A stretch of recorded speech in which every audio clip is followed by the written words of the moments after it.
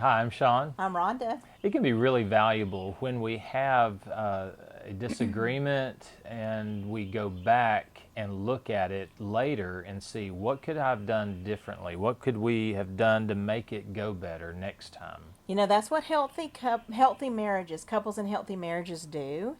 They will go back and break those things down so they can learn from it.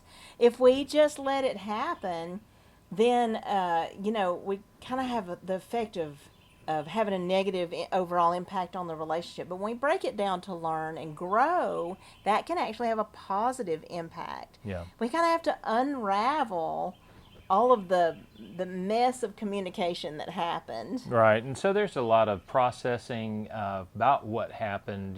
This is why I thought the way I did. Oh, I thought you were saying that. Oh, no, you really meant this. And when we go back and look at it, because we're probably going to repeat that at some point when we work through conflict in the future, the better we understand each other and how we process information will help us going forward. And the better we understand how we communicate Yeah. and improve how we communicate, Right. we really reduce the likelihood that these challenging discussions go south on us. Yeah, you've heard the idea of not reinventing the wheel, and that's kind of like you don't want to go back and repeat something over if you can avoid it. Now we have to be careful when we do this that we've calmed down from the Yeah, event. So true. you wouldn't do it if you're still all riled up over the event. Right. And you want to have a good perspective. I want to learn, I want to grow, instead of I want to tell you everything you did Right. wrong when that happened. Right. If we can't seem to get past an issue, we may find that we're trying to prove ourselves right and our spouse wrong. So we need to make sure we're checking up on our motive and see where what's the perspective we're coming from. We have to realize too that when we process these negative events, we allow our brain to kind of close it so that we don't create a bad memory that just kind of hangs there. Yeah. There's something called the Zeigarnik effect that kind of, without going into the details, our brain, thank you, kind of keeps that thing open and says, there's a task you haven't finished yet, kind of like if you started some work and you didn't finish it. Right. Until it makes sense to the brain to close it. When we go back and we redo this, we talk through it, we can make it make sense to our brain to close that box. And then it's not an open negativity sitting there in the back of our mind.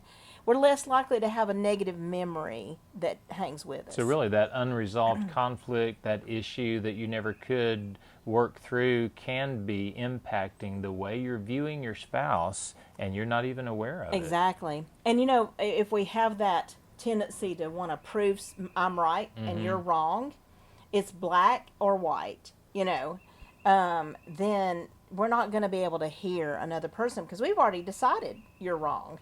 So we have to kind of lay that mentality down, and we have to be able to say, we're both right. We both saw some things from our perspectives, and when it comes to knowing me, guess who knows me? I do know me, and I can share me to you and vice versa. But guess what? We're also both wrong because there's some things we could have, well, we're not necessarily wrong, actually. Sometimes we could be if we yelled or if we were mean. That would be wrong. Sometimes it's just we didn't have enough knowledge and we need more information. Right. So couples in healthy relationship tend to process negative events and tend to process things from the third person and listening to the other person's perspective. We need to make sure we're putting out effort. So let me hear what you're really trying to say. We're not always going to agree with it, but we need to hear them out. And what we're doing too is we're especially analyzing our own selves, not so much the spouse. Did I have a negative feel when Sean said something? Well, it doesn't necessarily mean that Sean needs to make a change. I may need to change the way I view something. So understanding why he said, what he meant when he said that, but also explaining to him, and when I hear those words, this is what they mean to me. When I see that facial expressions, this is what it equals and stirs up for me. Then we begin making each other aware. Right. So there's 5 steps to processing regrettable incidents, which these are things that you wish didn't happen. And these are from Dr. John Gottman. Yes, and we want to know that we're covering each one of these things as we go through that processing.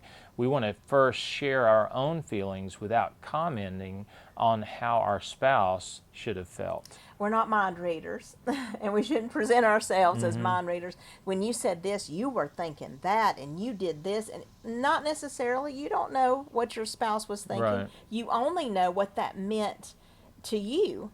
And so you have to ask questions to understand what it meant to your spouse. Right.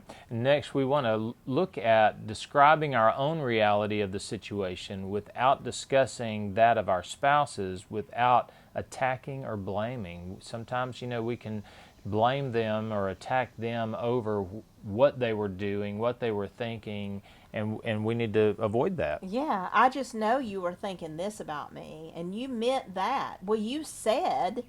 Well, if we have an attacking and blaming feel, we're not going to be able to open this up. It's not going to be healthy. For it to be healthy, think of it like you're a counselor or a therapist listening like the third party ear. So let your spouse know what you might have needed when those things were happening.